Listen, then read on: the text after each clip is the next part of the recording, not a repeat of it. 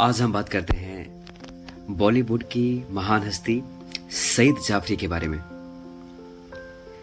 सईद जाफरी के जीवन का यह पन्ना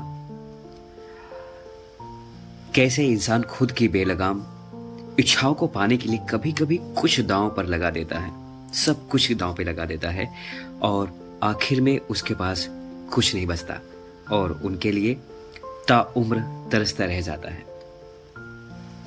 दोस्तों, सईद जाफरी के जीवन में घटी हुई कुछ कहानी जो मैं आपको ऑडियो के माध्यम से आपको मैं सुनाना चाहता हूँ। मैं 19 वर्ष का था जब मेहरुन्निसा से मेरी शादी हुई और वह 17 वर्ष की थी। जैसे जैसे मैं बड़ा हुआ, औपनिवेशिक भारत के ब्रिटिश कल्चर से प्रभावित होता चला गया।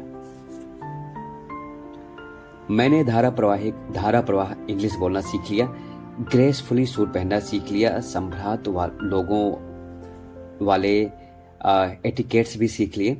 लेकिन मेहरुन्निसा मुझसे बिल्कुल उल्टा थी। वो एक टिपिकल हाउसवाइफ थी। मेरी सलाह और चेतावनी से उनकी मूल व्यक्तित्व में कोई बदलाव नहीं आया।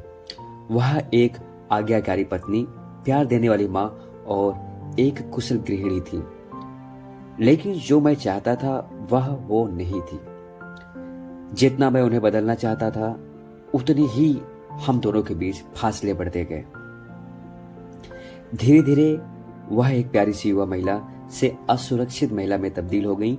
इसी दौरान मैं अपनी को एक्टर की तरफ आकर्षित हो गया और उनमें वह सब कुछ था जो मैं अपनी पत्नी में देखना चाहता था। शादी के 10 साल बाद मैंने मेहरुन्निसा को तलाक दे दिया, घर छोड़ दिया और अपनी को एक्टर से शादी कर ली। मैंने मेहरुन्निसा और अपने बच्चों की फाइनेंशियल सिक्योरिटी सुनिश्चित कर दी थी। 6-7 महीनों तक सब कुछ ठीक ठाक चलता रहा। इसके बाद मुझे एहसास हुआ कि मेरी पत्नी केयरिंग और अफेक्शनेट नहीं है। वह सिर्फ अपनी खूबसूरती, महत्वाकांक्षा, अपनी इच्छाओं के बारे में सोचती है। कभी कभी मैं मेहरुन्निसा के प्यार भरे स्पर्श और मेरे लिए फिक्र को मिस करता हूं। जिंदगी बीतती गई और मैं और मेरी पत्नी, हम दोनों एक घर में रहने वाले 2 लोग बन गए। हम एक नहीं हो पाए। मैं कभी ये देखने नहीं गया कि मेहरुन्निसा और मेरे बच्चों का क्या हुआ।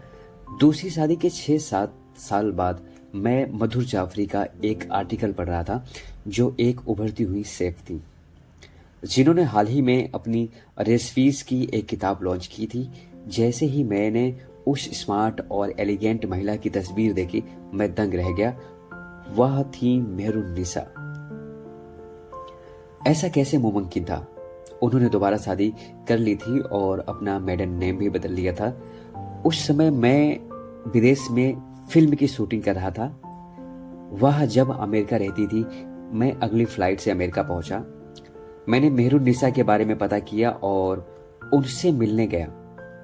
उन्होंने मुझसे मिलने से इनकार कर दिया। मेरी बेटी 14 साल की थी और बेटा 12 साल का। उन दोनों ने कहा कि वो आखिरी बार मुझसे बात करना चाहते हैं। मेहरुन्निसा के नए पति उनके न मिलने के फैसले से उनके साथ थे। मेरे बच्चे के भी वह कानूनी पिता थे। आज की तारीख में भी मैं भूल नहीं पाता कि मेरे बच्चों ने मुझसे क्या कहा था। उन्होंने मुझसे कहा कि हमारे नए पिता को पता है कि असली प्रेम क्या होता है। बच्चों ने बताया कि मेहरुन्निसा को उनके दूसरे पति ने कभी बदलने की कोशिश नहीं की, क्योंकि वह खुद से ज्यादा अपनी पत्नी को प्यार करते थे। उन्होंने मेहरुन्निसा को अपनी तरह से विकसित होने के लिए स्पेस दिया। मेहरुन्निसा जैसी थी, उन्होंने उन्हें वैसे ही स्वीकार किया। कभी उन पर अपनी इच्छाओं को पूरा करने के लिए कोई दबाव नहीं बनाया और अपने दूसरे पति के साथ आज वह कॉन्फिडेंस से भरी प्यार देने वाली आत्मनिर्भर महिला के रूप में तब्दील हो चुकी हैं।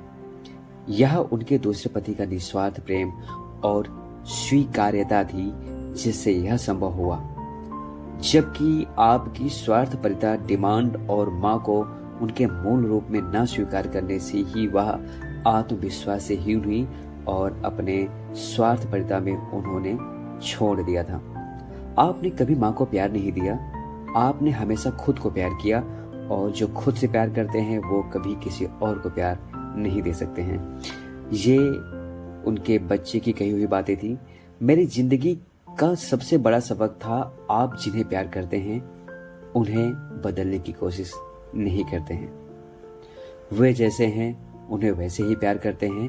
विख्यात कलाकार सईद जाफरी जी की डायरी का एक पन्ना।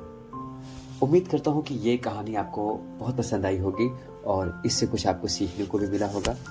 अगर आपको ये कहानी अच्छी लगी हो तो आप इसे लाइक, शेयर और कमेंट करना ना भूलिएगा। धन्यवाद।